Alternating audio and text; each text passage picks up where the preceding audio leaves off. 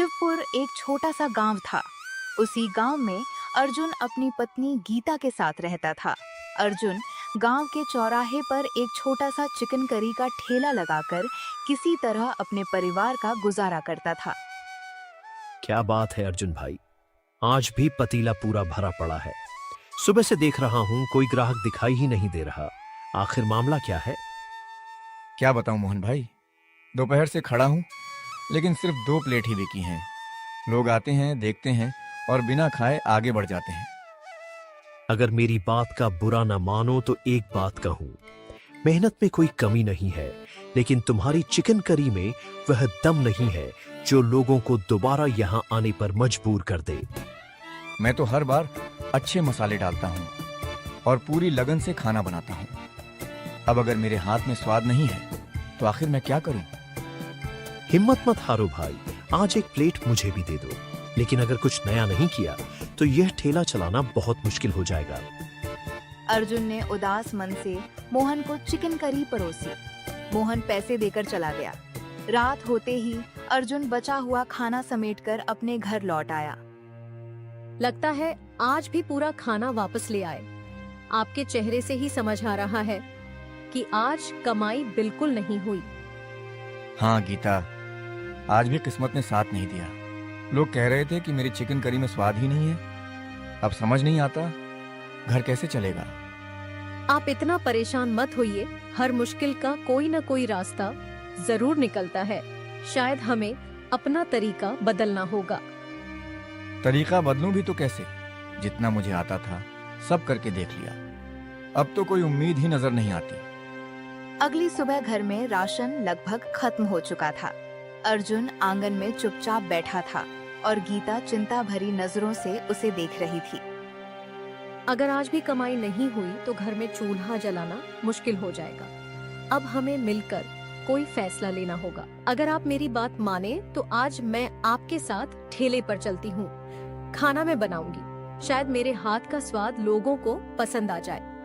नहीं गीता, मेरे रहते मेरी पत्नी ठेले पर खड़ी होकर खाना बनाए, ये मैं कभी नहीं होने दूंगा। लोग मेरा मजाक उड़ाएंगे। लोग 2 दिन बातें करेंगे और भूल जाएंगे, लेकिन अगर घर में भूख आ गई तो वह रोज हमें रुलाएगी। इस वक्त हमें साथ मिलकर मेहनत करनी चाहिए। मैंने फैसला कर लिया है, आज भी ठेला मैं ही संभालूंगा। तुम घर पर रहो, बाकी जो होगा देखा जाएगा। अर्जुन गुस्से में घर से निकल गया। गीता उसे जाते हुए देखती रही। उसे यकीन था कि एक दिन अर्जुन को अपनी जिद छोड़कर उसकी बात जरूर माननी पड़ेगी। शाम ढलते ही अर्जुन ने चौराहे पर अपना ठेला लगाया, लेकिन पहले की तरह लोग उसके ठेले के सामने रुकने की बजाय आगे बढ़ते जा रहे थे। अरे अर्जुन, आज फिर वही चिकन करी बनाई है क्या? कहीं फिर से वही फीका स्वाद और पतली ग्रेवी तो नहीं मिलने वाली? राघव बाबू, आज मैंने पूरी मेहनत से खाना बनाया है। एक बार छक्कर देख लीजिए, अगर पसंद ना आए तो पैसे मत दीजिएगा। तुम हर बार यही कहते हो, लेकिन स्वाद कभी नहीं बदलता। अब भरोसा करने का मन ही नहीं करता। मेरी रोजी रोटी इसी ठेले से चलती है बाबूजी। एक मौका और दे दीजिए, शायद इस बार आपको शिकायत का मौका न मिले। नहीं अर्जुन, मैं अपना पेट खराब करने का जोखिम नहीं उठाऊंगा। सामने धनराज के ढाबे पर थोड़ा महंगा जरूर है, लेकिन स्वाद की गारंटी मिलती है। आप जैसा ठीक समझें बाबूजी। मैं तो बस यही चाहता था कि एक बार मेरे हाथ का खाना फिर से छक लेते। मेरी मानो तो कोई दूसरा काम ढूंढ लो। खाना बनाना शायद तुम्हारे बस की बात नहीं है। राघव के जाने के बाद अर्जुन का हौसला पूरी तरह टूट गया। रात होने तक एक भी ग्राहक उसके ठेले पर नहीं आया। पूरा पतीला ज्यों का त्यों भरा रह गया। रात करीब 8 बजे अर्जुन भारी कदमों से अपना ठेला लेकर घर पहुंचा। उसके चेहरे की मायूसी देखकर गीता सब कुछ समझ गई। लगता है आज भी एक भी प्लेट नहीं बिकी। आपके चेहरे की उदासी सब कुछ बता रही है। आज तो हालत और भी खराब रही। लोगों ने खाना खाने की बजाय मेरा मजाक बनाया। राघव बाबू ने तो ठेला बंद करने तक की सलाह दे डाली।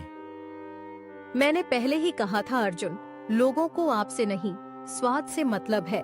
अगर आप चाहें तो अभी भी हम मिलकर सब बदल सकते हैं। नहीं गीता, चाहे भूखा रहना पड़े, लेकिन मैं गांव वालों के सामने अपनी जिद नहीं छोड़ूंगा। उस रात घर में चूल्हा नहीं जला। अर्जुन और गीता बिना खाना खाए ही सो गए। दोनों की आंखों में नींद कम और आने वाले कल की चिंता ज्यादा थी। सुबह की पहली किरण के साथ ही गीता उठी। उसने रसोई में नजर दौड़ाई तो डिब्बे पूरी तरह खाली पड़े थे। घर में खाने का एक दाना भी नहीं बचा था। अर्जुन, अब हालात बहुत बिगड़ चुके हैं। अगर आज भी कमाई नहीं हुई तो हमें सिर्फ पानी पीकर ही दिन निकालना पड़ेगा। मुझे अपनी भूख की चिंता नहीं है गीता। सबसे ज्यादा दुख इस बात का है कि मैं तुम्हें 2 वक्त की रोटी भी नहीं दे पा रहा। अगर सच में मेरी चिंता है तो मेरी बात भी सुन लीजिए। हम दोनों साथ मिलकर काम करेंगे, तभी यह मुश्किल समय आसानी से निकल पाएगा। डर बस एक ही बात का है। अगर गांव वालों ने तुम्हें ठेले पर देखा तो वे मेरी इज्जत का मजाक बनाएंगे। आज वे हंसेंगे, लेकिन जब हमारा काम चल निकलेगा तो यही लोग हमारी मिसाल देंगे। मेहनत करने वालों की आखिर में हमेशा जीत होती है। ठीक है गीता, मैं अपनी जिद छोड़ता हूँ। आज से हम दोनों साथ मिलकर ठेला संभालेंगे। अब तुम्हारे हुनर पर पूरा भरोसा है। यकीन मानिए, आज का दिन हमारी जिंदगी बदल देगा। आप बाजार जाइए और ताजे मसाले, प्याज, टमाटर और अच्छा चिकन लेकर आइए। अर्जुन तुरंत बाजार चला गया। इधर गीता ने अपनी पुरानी लोहे की कढ़ाई साफ की और सिलबट्टा निकालकर ताजे मसाले पीसने लगी। दोपहर तक अर्जुन सारा सामान लेकर लौट आया। गीता ने एक एक मसाला संभाल कर रखा।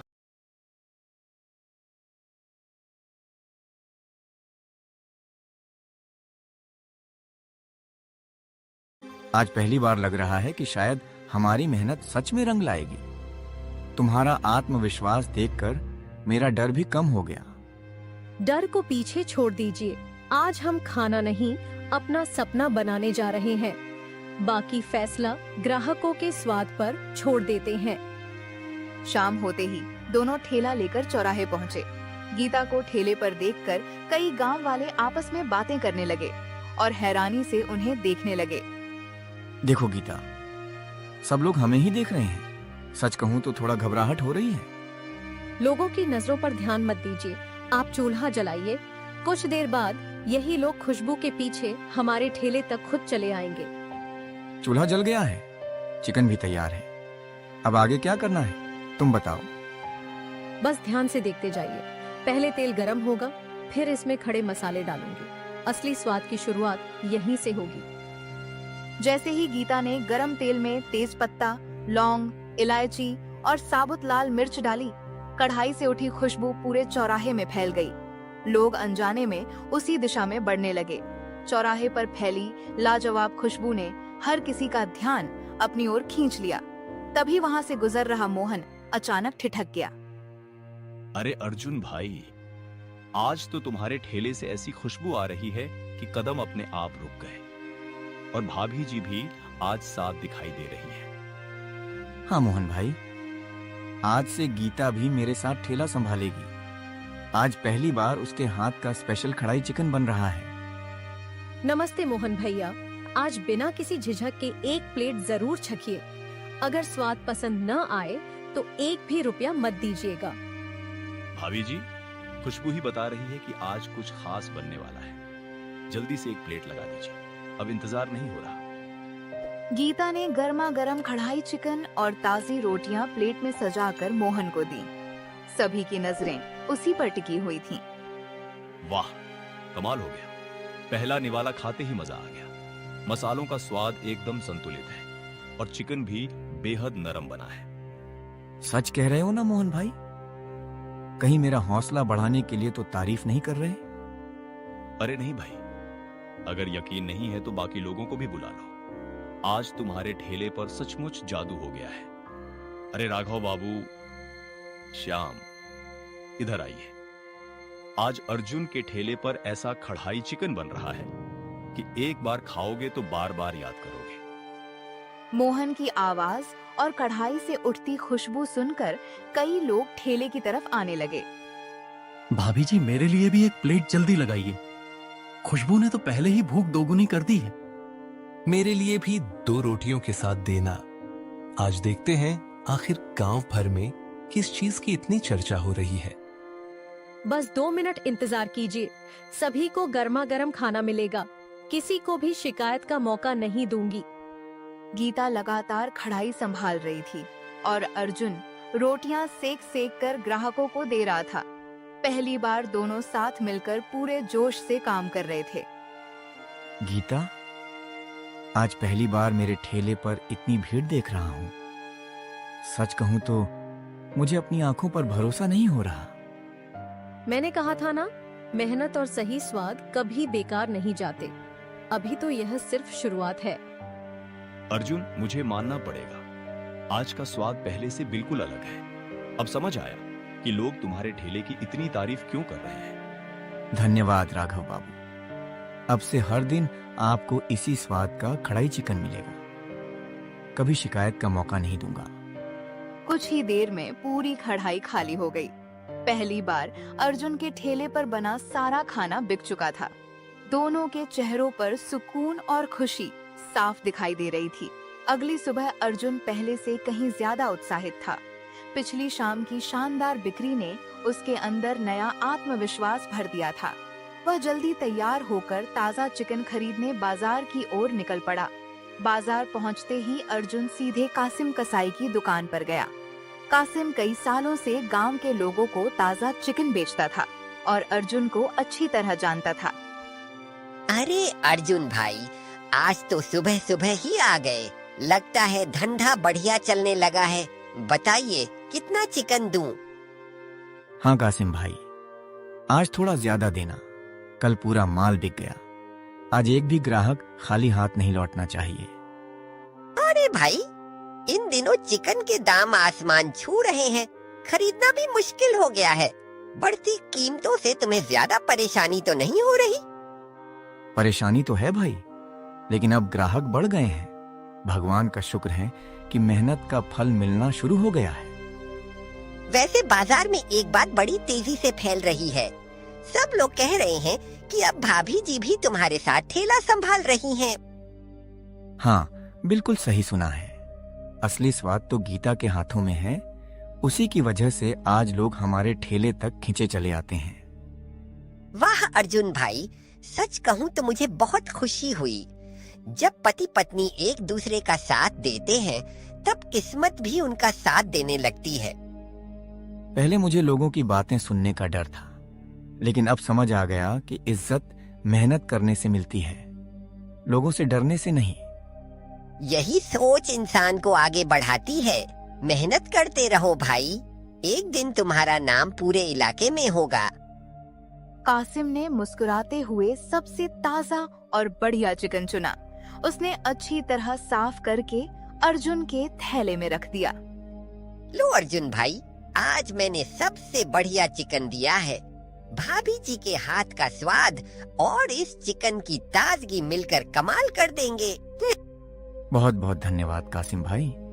आपकी ईमानदारी की वजह से ही मुझे हमेशा अच्छा सामान मिलता है।